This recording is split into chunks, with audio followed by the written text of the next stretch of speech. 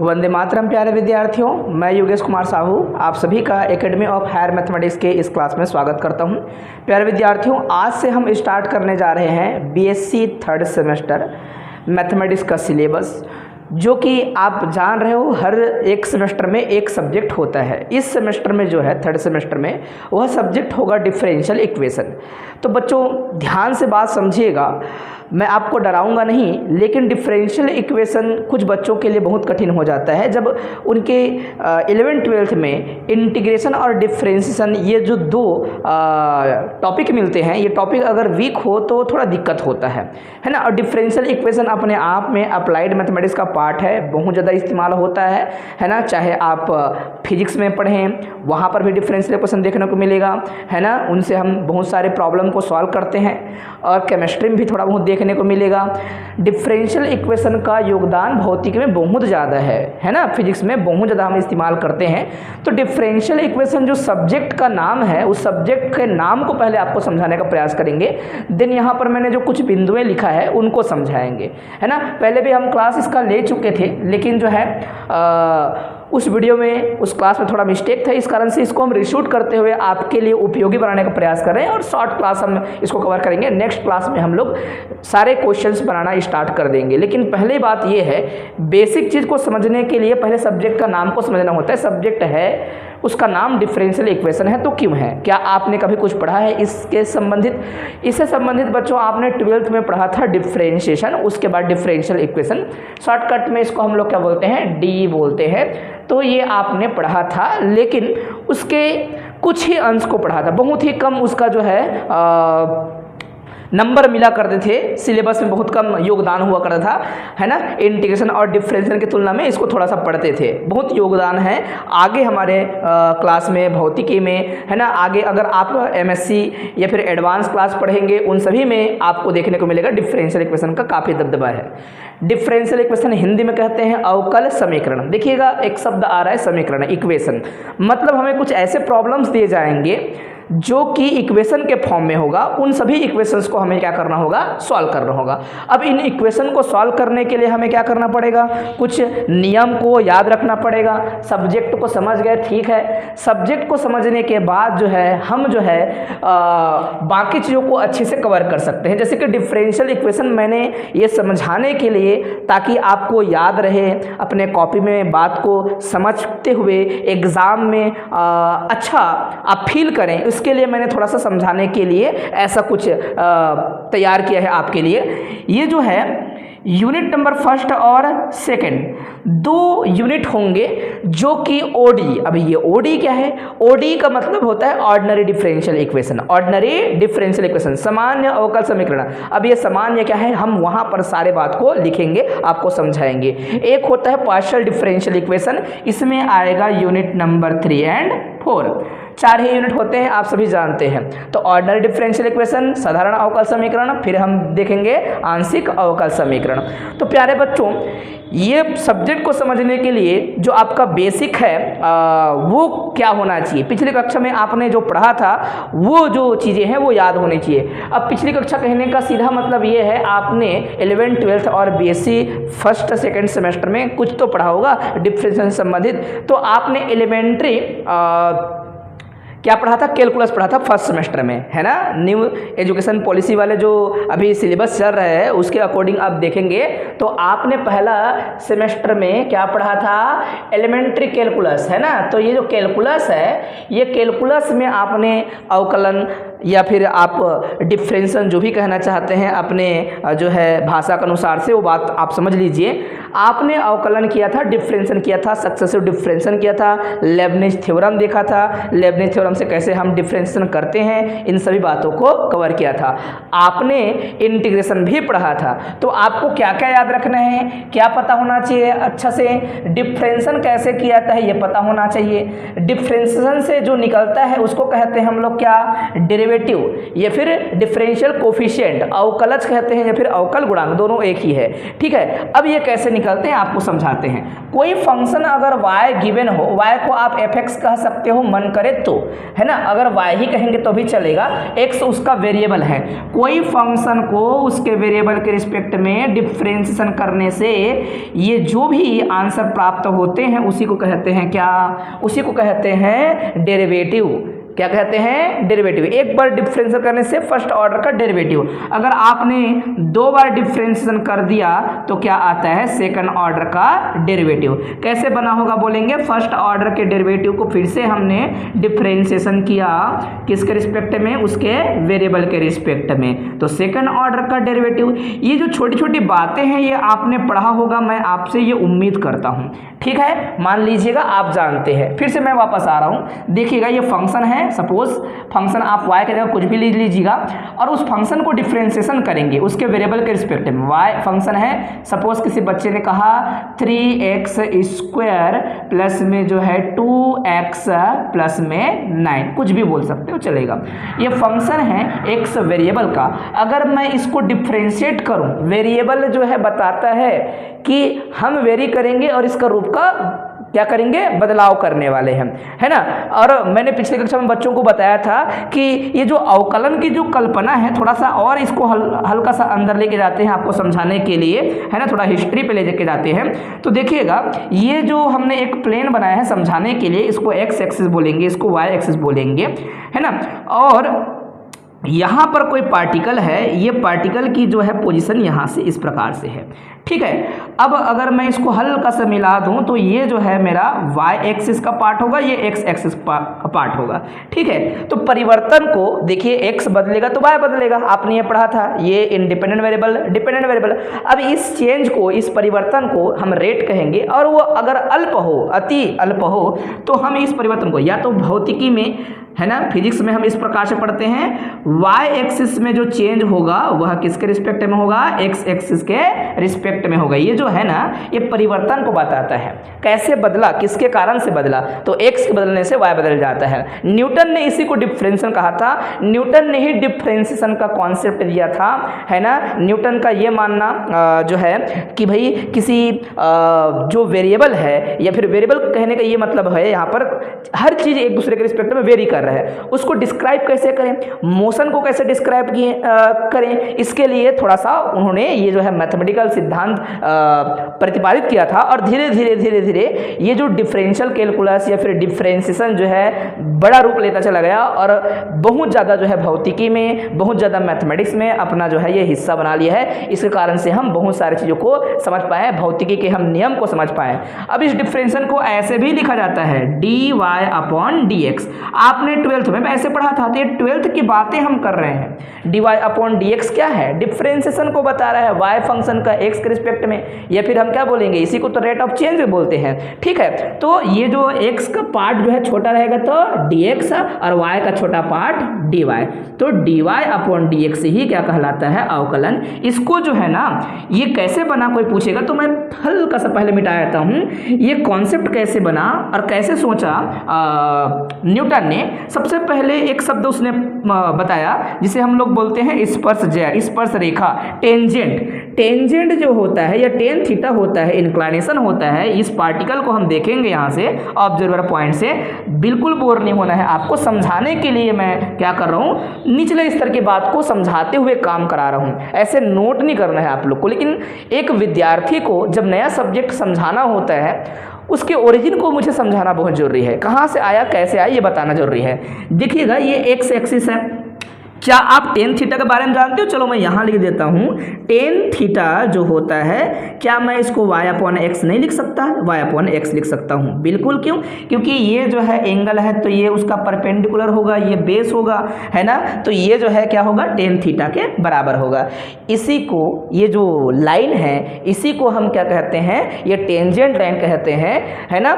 ये जो है एंटी टेंजेंट जो है वो समाकलन को बताता है। टेंजेंट में हम क्या करते हैं, एरिया को भी समझने का प्रयास करते हैं। इस कारण से जो है ये थोड़ा सा कॉन्सेप्ट को आप थोड़ा सा समझिएगा, और मैं थोड़ा थोड़ा समझा रहा हूँ। अगर ये जो है परिवर्तन को बहुत छोटा लेवल में देखा जाए तो क्या होगा, इसी को हम dy/dx कहते हैं। तो हल्का सा बात मैं समझाने का प्रयास कर रहा हूँ, बिल्कुल कंफ्यूज होने की जरूरत नहीं है। जैसे बड़े क्लास जाएंगे ये जो बातें हैं वो आपको अच्छे से समझ आएगा। अभी इस क्लास में क्या समझना है, आपको क्या अवकलन करना आता है, मतलब डिफरेंशियल करना आता है। देखिए कक्षा में जो है इंग्लिश मीडियम के बच्चे, हिंदी मीडियम के बच्चे, दोनों बच्चे होते हैं, तो किसी शब्दों को लेकर परेशान होने की ज़रूरत नहीं है, क्योंकि मैं दोनों तरीके से लिखा रहता हूँ, हिंदी इंग्लिश मिक्स।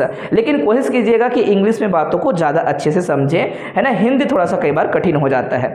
तो मेरे प्यारे बच्चों ये बात समझ आ रहा होगा आप लोग को, डिफ्रेंसिएशन का मतलब समझ आना चाहिए, डिफ्रेंसिएशन आपको आना चाहिए, उनके फार्मूला सारे रटे होने चाहिए, डेरिवेटिव किसे कहते हैं, अवकल गुणांक किसे कहते हैं ये पता होना चाहिए। आपको डिफरेंशियल लिखना नहीं है, लेकिन मैं बताना चाहता हूं किसी फंक्शन को डिफरेंशिएट करने के बाद जो आता है उसको कहते हैं अवकल गुणांक। जैसे कि अब मैं वापस आ रहा हूं समझाने के लिए, ये तो मैं एक्स्ट्रा चीज बता रहा था, इसको आप जो है हटा सकते हो। तो ये फंक्शन है, y फंक्शन को डिफरेंशिएट करेंगे उसके वेरिएबल के रिस्पेक्ट में, तो क्या आ जाएगा 6x दिखेगा, x की पावर 2 है तो 2 जो है सामने आता है पावर। आपको सारे फार्मूला पता होना चाहिए, तो 6x प्लस में क्या हो जाएगा 2, ठीक है। फार्मूला क्या इस्तेमाल किया गया है सबको पता होना चाहिए, d/dx, x की पावर n होता है तो डिफरेंशिएशन में क्या होता है, n सामने आता है, x की पावर n-1 हो जाता है। तो ये बेसिक चीज़ें हैं, ये सब चीज़ आपको पता होना चाहिए था, ठीक है। तो ये जो आया इसको कहते हैं अवकल गुणांक, अवकल गुणांक ये उसका निशान है। एक बार डिफरेंशिएशन किया, दूसरा बार करेंगे तो क्या आएगा, दूसरा बार मतलब अवकलन हो चुका है उसका और अवकलन करो, है ना, और डिफरेंशिएशन करो, तो डिफरेंशिएशन क्या हो गया, आगे बढ़ गया, सेकंड ऑर्डर का डिफरेंशिएशन हो गया। तो क्या हो जाएगा, 2 का 0 हो जाएगा, 6 का हो जाएगा 6 बाहर निकल जाएगा, x का हो जाएगा 1, सॉरी, है ना, x का हो जाएगा 1। तो क्या आया, सेकंड ऑर्डर का जो डेरिवेटिव है वो इस फंक्शन का वो आया 6। ऐसे ही आपने बहुत कुछ पढ़ा है, जैसे कि आपने डिफरेंशिएशन साइन का कर लिया, कॉस का कर लिया, log x का कर लिया, ये बेसिक चीज़ें तो पता होगा आप लोग को, है ना। ये सभी चीज़ें जो है बहुत ही बेसिक बात है ऐसा कहा जाएगा। मतलब डिफरेंशियल इक्वेशन को समझने के लिए डिफरेंशियल के सारे कॉन्सेप्ट आपको अच्छे से याद होना चाहिए, सारे फार्मूला रटा होना चाहिए। इसका डिफरेंशियल क्या होता है, log x का 1/x आप जानते हो। वैसे ही इसी की जगह मैंने ऐसे कर दिया होता, क्या कर दिया होता, sin x कर दिया होता, तो sin x का क्या हो जाएगा, सीधा सीधा cot x हो जाएगा। कैसे आया cot x, कोई बोलेगा तो छोड़ो, इसको ऐसे बोलो, ये जो है फंक्शन ऑफ फंक्शन है, log समथिंग का होता है 1/समथिंग, मतलब log x होता है तो अपन क्या करते हैं 1/x, तो log ये जो है वो क्या हो जाएगा 1/ ये। फिर जो है जो हमने फंक्शन ऑफ फंक्शन बना रखा है ये अंदर के फंक्शन है, ये ओवरऑल फंक्शन है, तो साइन का डिफरेंशिएशन क्या हो जाता है, वो हो जाता है इनटू, फिर से अलग से एक बार, और cos x। तो cos/sin मतलब क्या होता है, cot x होता है। ये बेसिक है, ये सभी चीज़ें आपको पता होना चाहिए। भूल जाएंगे तो कोई दिक्कत नहीं है, मैं बार बार आपको बात समझाता रहूँगा, आप जो है उसको पकड़ने का प्रयास करेंगे, ये बेसिक चीज़ें भी साथ में कवर करेंगे। लेकिन आपकी जिम्मेदारी बनती है कि आपको डिफरेंशिएशन आना ही चाहिए, आपको डेरिवेटिव कैसे निकालना है, मतलब डिफरेंशिएशन वही तो बात कर रहे हैं, वो पता ही होना चाहिए, और आपको डिफरेंशिएशन के फार्मूला पता होगा तभी ये दो काम कर पाएंगे, इनके बारे में बता पाएंगे। और बच्चों दूसरा काम है समाकलन अच्छे से आना चाहिए, समाकलन के सभी फार्मूला पता होना चाहिए। अब हम डिफरेंशियल इक्वेशन का जो है डेफिनेशन लिखेंगे। डिफरेंशियल इक्वेशन का डेफिनेशन का मतलब क्या, पहले मैं एक्सप्लेन कर देता हूँ, उसको आप नोट कर सकते हो। डिफरेंशियल इक्वेशन मतलब क्या, बुक का नाम ही है डिफरेंशियल इक्वेशन, तो पहले हम डेफिनेशन लिखेंगे। डिफरेंशियल इक्वेशन एक्चुअल में है क्या, तो कोई भी इक्वेशन जिसमें डेरिवेटिव हो वो सभी इक्वेशन डिफरेंशियल इक्वेशन कहलाएंगे। ये बात आप अपने दिमाग में सेट कर ले। एक ऐसा इक्वेशन जिसमें क्या हो, डेरिवेटिव हो। अभी हमने यहाँ डेरिवेटिव निकाला था ना, dy/dx ऐसा कुछ। तो जैसे कि एग्जाम्पल के माध्यम से एक एग्जाम्पल लिख देते हैं, डेफिनेशन भी आप समझ लीजिएगा, यहाँ डेफिनेशन लिख देंगे, एग्जाम्पल लिख देते हैं, है ना, हिंदी इंग्लिश दोनों में हम डेफिनेशन को लिख देंगे। एग्जाम्पल जैसे कि मैं लिख रहा हूँ, ध्यान से देखिएगा, d² में dx², सेकेंड ऑर्डर का डेरिवेटिव है, y फंक्शन है, x वेरिएबल है, और 3dy में dx, ये क्या है, फर्स्ट ऑर्डर का डेरिवेटिव जो कि 3 टाइम है, प्लस में क्या है 2y और इक्वल टू जीरो भी हो सकता है, कुछ भी हो सकता है, ये y के साथ x भी लिख सकते हो, yx भी लिख सकते हो। ये जो इक्वेशन दिखा, क्योंकि यहाँ इक्वल का निशान नज़र आ रहा होगा आप लोग को, जब जब ऐसे इक्वल का निशान नज़र आए और डेरिवेटिव नज़र आए तो उसी को कहते हैं डिफरेंशियल इक्वेशन। पूरा बुक में क्या देखने को मिलेगा? Differential equation. इन डिफरेंशियल इक्वेशन को करेंगे हम लोग सॉल्व। तो थोड़ा सा टफ हो सकता है उन बच्चों के लिए जिसको बिल्कुल भी डिफरेंशिएशन नहीं आता, और आता भी है उनके लिए भी थोड़ा सा चुनौती वाला बात हो सकता है। क्यों? क्योंकि इसमें बहुत सारे मेथड है, बहुत सारे फार्मूला है। मैं आपको अभी इसको कहूँ सॉल्व करो करके, आप नहीं सॉल्व कर पाओगे। क्या है ये? ऐसे बोलेंगे। सॉल्व करना मतलब क्या क्या निकालें इससे? तो याद रखना है बच्चों, आप लोग को किसी भी डिफरेंशियल इक्वेशन को सॉल्व करना मतलब फंक्शन क्या था ये बताना। फिर से बोल रहा हूँ, ऐसा कौन सा फंक्शन रहा होगा जिसको 2 बार डिफ्रेंशिएट कर दें, फिर प्लस में 3 इंटू एक बार डिफ्रेंशिएशन करें, फिर प्लस में 2 इंटू वाई इक्वल टू 0 करें, तो इस इक्वेशन को सेटिस्फाई कर ले। वो y कौन है? y को खोज निकालना, फंक्शन को y को खोज निकालना। ये जो अगर ज्ञात हो गया, जो अज्ञात है पहले अज्ञात रहेगा, जब हल करेंगे तो क्या हो जाएगा? ज्ञात हो जाएगा। इसी को सॉल्यूशन कहते हैं। तो सॉल्यूशन ऑफ डिफरेंशियल इक्वेशन क्या होता है? वो एक प्रकार का इंटीग्रल होता है, फंक्शन होता है। फंक्शन को इंटीग्रल भी कहते हैं। क्यों? क्योंकि इंटीग्रेशन से प्राप्त होता है। अब इंटीग्रेशन से प्राप्त क्यों होता है कोई पूछेगा तो देखिएगा, जब जब डिफरेंशियल इक्वेशन नजर आएगा मतलब वहाँ डिफरेंशिएशन हुआ है, डिफरेंशिएशन को क्या करना है? कैंसिल करना है। तो धीरे धीरे आप उसको क्या करेंगे? इंटीग्रेट करेंगे। तो एक दिन ऐसा स्थिति आएगा जब डिफरेंशिएशन, देखिए डिफरेंशिएशन और इंटीग्रेशन एक दूसरे को क्या करते हैं? कैंसिल करते हैं। आपने ये बात सुना होगा, मैंने कहा भी था, आपको बताया था। न्यूटन भाई साहब ने सबसे पहले क्या दिया था? डेरिवेटिव का कॉन्सेप्ट, है ना। फिर जो है डेरिवेटिव मतलब ये टेंजेंट, फिर उसके बाद जो है एंटी टेंजेंट का कॉन्सेप्ट, पहले तोड़ना फिर उसके बाद क्या है? जोड़ना। तोड़ना को क्या कहते हैं? डिफरेंशिएशन। जोड़ना को कहते हैं हम लोग क्या? इसको इंटीग्रेशन। इंटीग्रेट करना मतलब चीज़ों को जोड़ना। तो जब चीज़ें टूट चुकी हैं उसको जोड़ने के लिए इंटीग्रेशन करना ही पड़ेगा। मैं ऐसे एक जन साधारण की भाषा में बात कर रहा हूँ आपको समझाने के लिए, क्योंकि आप बीएससी के स्टूडेंट्स हैं, आपकी जो अभी लेवल है उस लेवल में मैं ऐसा बहुत सामान्य शब्दों का इस्तेमाल करते हुए समझाना चाहता हूं, इसलिए ऐसा शब्द का प्रयोग कर रहा हूं। ठीक है, ओके। बहुत ही उचित शब्द है ऐसा नहीं कहूँगा, लेकिन समझने के लिए ये काफ़ी है। तो ये बात समझ लें कि कभी भी कोई डिफरेंशियल इक्वेशन को सॉल्व करना है मतलब भविष्य में आपको इंटीग्रेशन करना ही पड़ेगा। पहले हम सॉल्व करके पहले एक फॉर्म लाते हैं, इंटीग्रेशन करने लायक बनाते हैं, देन उसको इंटीग्रेट करते हैं। तो हर विद्यार्थियों से रिक्वेस्ट है कि पहला क्लास, दूसरा क्लास, तीसरा क्लास, शुरू का 4-5 क्लास जो है लगातार जो है आपको क्या करना होगा? अटेंड करना होगा, समझना होगा, कॉपी बनाना होगा।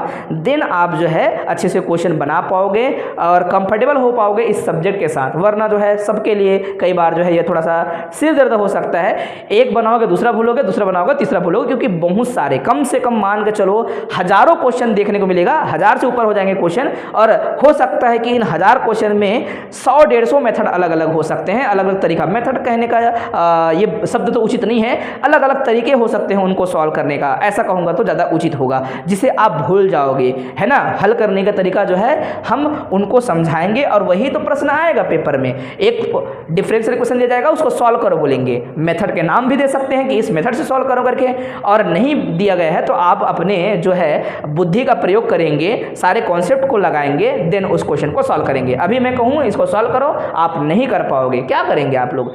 आपको पता है y निकालेंगे, ये भी जानते हो, उसके बावजूद भी थोड़ा सा दिक्कत हो जाएगा, आप नहीं कर पाएंगे। तो हम यही तो पढ़ाई करने वाले हैं आज। जो है आज तो इंट्रोडक्शन क्लास है, तो मैं आपसे रिक्वेस्ट कर रहा हूँ पहले अपने कॉपी में सबसे पहले ये बात लिखें, ये कॉन्सेप्ट को समझें, और डेफिनेशन लिखने के बाद जो है सिलेबस लिखें। जो भी आपका सिलेबस होता है वो आपके कॉपी में होना चाहिए, लिखा होना चाहिए। बार बार मोबाइल में PDF खोल के सिलेबस देखें, ये अच्छा बात नहीं है, इसलिए कॉपी में हमेशा सिलेबस लिखा रहना चाहिए। अब डिफरेंशियल इक्वेशन का डेफिनेशन कैसे लिखें?